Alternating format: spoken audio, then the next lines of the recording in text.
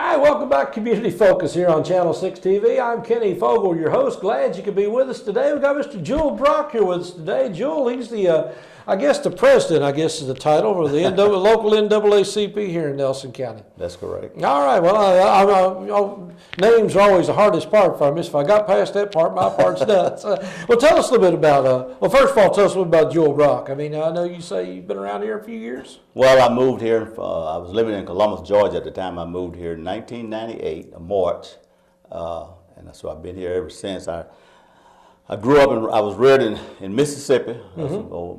Grew up and reared. My father was a sharecropper, so we finished high school, and a couple of years after that we went into the military and did a little over 21 years in the military, and retired out in 1996, and went through kind of a low place in my life, and I ended up coming here. I have a brother and two sisters that live in Bardstown, and I used to come through and visit it.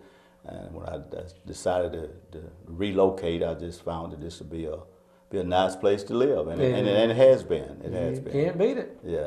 Well, glad to have you here. First of all, now the NAACP. Tell me a little bit about the NAACP. What is it you do? I know you've just been reactivated after several years, so obviously you feel like it has a mission. It does. It still does. When you look at the origin of it, it began because of a race riot in Springfield, Missouri, and there's a lot of local whites at that particular time in the area felt a need because they seen all of the injustice that was going on, the excessive hanging of ex-slaves and blacks and stuff. So they wanted to do something about it, and they established a meeting in 1909 in New York. And they formed what we now call the NAACP, which stands for National Association for the Advancement of Colored People. And contrary to a lot of people believe, I think they have a lot of misconceptions about what it's all about, but it's primarily about equality for all races, creed, and color. And it's also interesting to note that when they started the board, there was only one black person on it. It was the president of the NAACP was a white. And matter of fact, that black person's name was Edwin D. DuBose, and he was given the mission of publicity, and he started a magazine called The Crisis, which is still in writing, still in distribution today.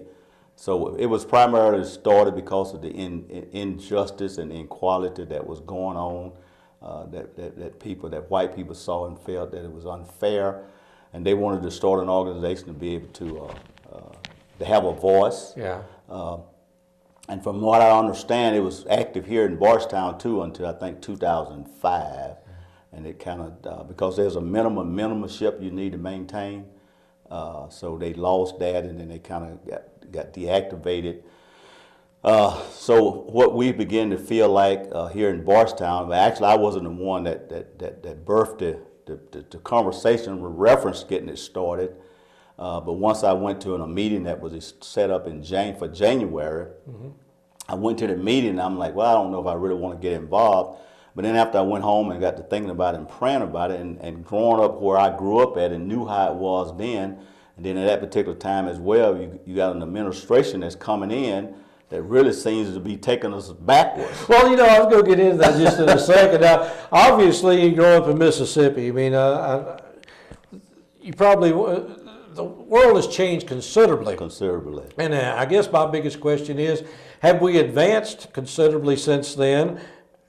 And where are we at today? And like I said, bringing in the administration, are we backsliding a little bit? I think we're backsliding a little bit because really, ultimately, several things really I think as it relates to race relations. One is just really a lack of education, a lack of understanding of each other. Yeah. One of the best things I can say happened to me when in my early career in the military, I went to, I think it was sociology class, and I got introduced to different nationalities, different cultures, and everybody don't believe the same thing. Everybody don't believe. So when I was able to realize that, then you have a lot more respect for other people. Just because they don't think the way you think or believe what you believe don't mean that you're always right and they're always wrong. So I think it's just a lack of understanding of cultures and knowing a person's story. You hear what I said about Mississippi, but you don't really know my story. No. So if you knew my story, then you may know why I may act the way I act sometimes. And so we don't really we don't share stories. We don't share life stories. Matter of fact, I'm gonna talk to you about something after this because it hit my spirit the other day about writing a book. And the person I thought came to my mind was Dixie, but I hadn't talked to her yet. Yeah. But then when I got to coming out here, I said, wait a minute, Ken is a good writer. Maybe I might talk I wrote a book one time. I might get him into writing a book about blacks growing up in Bardstown. That sounds like an exceptional Yeah, book. you know, I go down and see Miss Rose at least once a week. She's in the nursing home, and she just kind of was telling me her story. You know, I'm like, we need to write this down, you know, to know your story, you know, before it's too late. And there are many other seniors that are in the community. You know, we remodeled that old Union Church about a year or so ago. So I did a lot of research on that, and in that, I come to find out, you know, there's a lot of black history in here. So what part did a lot of blacks or slaves at the time have to do with the building of Bardstown? Well, see, the trouble is with history is you only have the history of what was written down. And what was written down back in those days, obviously, was mainly the white culture. Right, because exactly. The Native Americans never wrote anything down. The black community didn't write anything down. So as far as we're concerned, in many ways, nothing happened past 50, 60 years ago. Exactly. And that's so I think that would be a good venture to go on. Just like a lot of these older, people that are still living. Just to hear that story. I tell you, one time I talked to Bobo. I think you know Bobo. I knew Bobo. He was telling me some of his stories, some of the things he experienced in his life. I'm like, man, and that needs to be recorded. You know, what about, like you said, let's talk about color. They call it colors. Then colors doing the building of Bardstown. Yeah. What did they do, and what effect? Oh did they yeah, have the in churches. I mean, the churches were built for the. Well, I mean, you talk about the White House, places like that. I mean, obviously, people don't know the history there. Yeah, mostly. Exactly. I grew up in a very white neighborhood in Nelson County, Right. and if I had not met anybody of a different color or even a different religion from me until I got into high school. Really? And so, and then you mentioned the military. The military is a great melting pot because you meet people all over the world. And it definitely that helped me a lot as far as realizing when it comes to that, the color don't matter. We got on the same color, so one thing I want to make sure you got my back and I've got your back. So it helped me a lot to be able to, along with that class I took, and along with being in the military, you learn that color really doesn't matter when it comes. Well, no, one of the things we get into this time of year, we talk about this the race because of Martin Luther King. I mean, obviously he's been gone quite some time, but his message probably keeps getting stronger, but at the same time of our age. But I'm just curious myself of the younger generation. They've not felt this sting of racism as badly, I think, as some of the older generation. Are they getting a little more complacent, or what's going on? Well, one of the things is just not really taught. It's kind of going back to what I said even with the educational curriculum. Even when I was growing up, in the books you heard about, George Washington Carver, Booker T. Washington. That's pretty much about the extent. But when you look at black history, there's a lot more there. I mentioned this, I think to my wife, but it's just an observation of mine because I've got quite a few interracial marriages within my family, and I'm concerned about them because. Here in Bardstown, it's not really an issue, but there's some places right now. You can go out west or even down south, or even somewhere in Western Kentucky as an interracial couple. You might get looked at differently. You might get treated differently, and you're not aware of that. Then you don't know about it. You're not aware of it. And one of my biggest concerns, and I have talked with Mr. Holzclough about it too, is the lack of education as it relates to race within the school system, because they don't know, and then even on a sadder note, they don't seem to want to know. They don't really seem to care, and that's all races really. They just, I mean, you just think life is just honky-dory, but it ain't always, and it ain't too bad right now here in Bardstown, but it ain't always been like Well, that. they always say, lack of history, knowing history, you're apt to repeat it. If you don't, yeah, exactly. If you don't, And again, I get into the culture in Washington, D.C. today in this particular administration. I mean, they pitted race against race, absolutely, and different cultures against different cultures. So, and that's not the direction I thought we've been going in for the last several years. That's why I said we're going backwards. So that's why I had a desire to want to be a part of the NAACP, at least to have a voice. I'm willing to,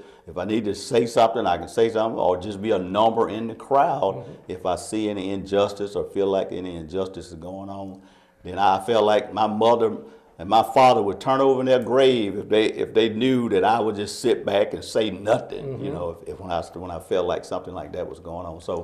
So I felt like it needed to be reinitiated here in Bardstown. And actually, since we've been started, I've come to find out there are some things that has happened, but people didn't have anybody to go to. They didn't have a voice. They didn't have nobody to go to speak up for them because of their work environment. So it just kind of, went up under the table. But now that we're on board, and here again, we just want to make maybe like a company, for example, some things that are going on that the managers don't know about. So when they're brought to our attention, then we make mention of that to management, and they, most time they handle it. Obviously, they handle it in house, but the person that had experienced that didn't have nobody to go to share that with. So I think it was very important to get involved in it. And I didn't see myself coming in as being the president of it, but anyway, we all have different, as you said, experiences you had in Mississippi that shaped who you are today and different things. I remember having a conversation one time.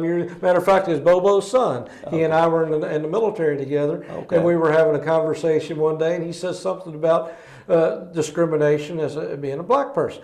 And I said, well, I understand what you're saying. He says, no, Kenny, you don't. You really don't. He says, you don't. He says, I'm black 24 hours a day. He said, you might understand me for a little bit, but say, you don't really understand me. You don't really understand. And I've actually, along with my research of that church and just getting some history about it, and then, interesting, down under the old courthouse there, and that vault down there, whatever, the paper, the maps and the history they have down there was just so amazing. You go down there and see bill of sales of slaves and slaves used for collateral. I mean, it's just awesome. But then see, nobody even knows that, and then they don't care. It's like voting now. It tears me up for a person of color that don't vote because of the amount of people that died. Risk their life for them to have the right to vote. I'm kind of getting a little emotional about it now. They have the right to vote, and they don't vote, and dare say my vote don't count. Because matter of fact, you can Google it, and you'll find out there's a lot of elections been won by one vote. Yeah, it happened in Virginia a month or so ago. One vote. I bought a building downtown several years ago for a business I was working in, and I still remember I went upstairs in the building. They had a little plaque on the wall up there. It was the original license back in 1919, somewhere along in there. And it wanted to know, said, is this building being occupied by white people, colored people, or others? Yeah. And as far as I know, it's still, the plaque is still on the wall. I think I go down to WBRT. They've got one. Well, that's oh yeah, I used to own that building. I wasn't going to mention it, but that's where I owned the BRT for several years, and that's where I got a kick out of that one day myself. I go down to do a Sunday program every Sunday, so I saw that myself. I'm like, that's kind of I found that hanging on the wall, and it shocked me. And again, it shouldn't have shocked me. It really shouldn't, because my lack of education and history, Bardstown history, as well as history in general, we just don't think about what happened. Our ancestors went through to get here. We don't think about it. We don't, and like I said, on a sadder note, that especially our younger generation, they don't even seem to be interested in it and stuff like that. That was I guess the question I was going to ask you too. Is I know you do a lot of advocacy for people if they come and say, I feel like I've been discriminated against, or I feel like we need to address a certain issue. But how do we educate the younger generation? How do we get? Like you said, schools are not doing it. How do we go about letting them know what's went on in the past and how they got to where they are today? I think that's really about the only place it's going to start is within our school system. It has to be part of the curriculum. And here again, it's not just educating one race, it's educating everybody about. And I think sometimes maybe, one of the things I tell you what I don't know, I guess there's a pet peeve of mine is like, for example, you wasn't a slave owner, I wasn't a slave, your father probably wasn't a slave owner, my daddy wasn't no slave, my granddaddy probably wasn't. But what I would just like people to accept the fact is that it happened. It did happen. You know, it's not nothing we had anything to do with. You know, we okay with that. But let us recognize that it happened, and then let us recognize some of the things that happened in that era, in that time. We're talking about approximately 250 years of oppression. Now, yeah, you look at history throughout time, there's always been nations that felt like they were superior, and they've always had slaves, and they've always done this. But in America, within itself, it lasted, even after slavery, even after the Civil War, you know, won their freedom from Great Britain, emancipation wasn't signed until almost 100 years later. One of the things about that too is it also puts you behind. Yeah. I mean, you're behind 200 years in education. Or people say, well, you know, everybody just make their own way. But yeah, but you've got if stacked against you, you've already got the CEOs of about every company. Yeah. You've got people that are going and have been educated over the years, and all of a sudden you're 200 years behind trying to catch up. Trying to catch up, exactly. So yeah, it just I think that's where it needs to start, and then you know, I guess you could do it with churches. A lot of young people don't go to church now, but I guess primarily that's about the only place you can really start it at, in the school system, in your home, and it's history. Yeah. You know, just like I said, you grew up predominantly in white. You know white history. You know, Dixie Hills know a lot about Bardstown history, but do you know a lot about black Bardstown history? Right, How many slaves was in here in the 1800s? That church was built in 1812, and in the history of it, it was used by the Presbyterian first, it was used by the Methodists, used by the Baptists, all the white churches, and then they finally built their own. In the early 50s, as the history says, that it pretty much fell into disarray. Then the colors, some of the slave owners allowed their colors to go there in the early 50s to congregate there on Sunday, and they took up the ownership of it and became their church, because it was their property. And one of the most interesting thing about it, I think it was 1995 when the First Baptists decided to want to build that new building. You know, they go to the bank, they don't have a deed on it. They don't own it. They don't, you know, they have no paperwork on it. Because Jones, he just willed it. He just put it in his will to have it done, have it built, and anybody preaching Jesus Christ, death, burial, and resurrection as salvation could use it. So the different people used it throughout the years, and then when finally the blacks took it over, they changed the name. Well, after the Emancipation Proclamation in 1868, in 1868 when they changed the name to First Baptist and elected its first pastor, and they just used it for the next 100+ years, 140 years. And then when they decided to use the other second lot and the church as collateral, they didn't own it. So they had to go to the county law. Well, I know we could sit here and talk all day long on this subject probably, but of course we have a limited amount of time. I know we've got Martin Luther King celebration coming up, and we got a lot, and that goes on in a lot of different communities, not every community, but most communities. Here in Bardstown, I know it's St. Monica Church on January 15th at 12 noon. You want to get there earlier than that because the place is going to be packed. But it's an excellent program, and I've been going to it probably the last 13, 14 years, I don't know how, quite a while. Every year you have a really good speaker, and it's interesting because every single year I learn something new, and I think, you know, if we can get more younger people there, or people that maybe just not aware of what all went on, not just with Martin Luther King, but just simply what's going on in their own communities today. It'd be great to show up to this celebration, just to spend a couple hours to hear what somebody's got to say. I think that's one of the reasons it was started. It was started by, well, it was been facilitated by the concerned parents when they started it quite some time ago, and the schools joined in it to allow the kids to come. But they don't, a lot of them don't really come. I like you said, I think that maybe there's not much emphasis put on it, and the purpose and the reason for it. You know, why is Dr. Moore? That's just a question they could ask themselves. Why was he so important? Yeah. You know, when you started reading and seeing what was going on in the 60s, then you might get a better understanding of why he was so important. He's more than just a holiday. He's more than just a holiday. And I truly believe about the man myself, he was a man, a prophet from God, Yeah. you know, for that particular season, for that particular time frame, because he got killed at 39. And there's so much biblical comparison to him as it relates to the Bible as well, you know, as he, you know, and his message was nonviolence, Right, you know, right. And equality, and everybody, like you Yeah. said, people they think of him as being a champion of the black race, but basically he was wanting equality for everybody. Everybody, equality for everybody, and see that's. And obviously during his time there on the earth, you know, there was a lot of white that joined in. You know, Yeah. absolutely. Probably couldn't have been done without a lot of whites feeling and seeing the same thing that he saw and we saw. Well, you can't see and some certain injustice. things and turn your head. And I think, you know, there's been good people throughout history. Absolutely. And a lot of people obviously did turn their head, but thank God everybody didn't. So. Yeah. Well, Jewel, appreciate it. I know we're running long here today, and again, I'd like to have you back in maybe soon.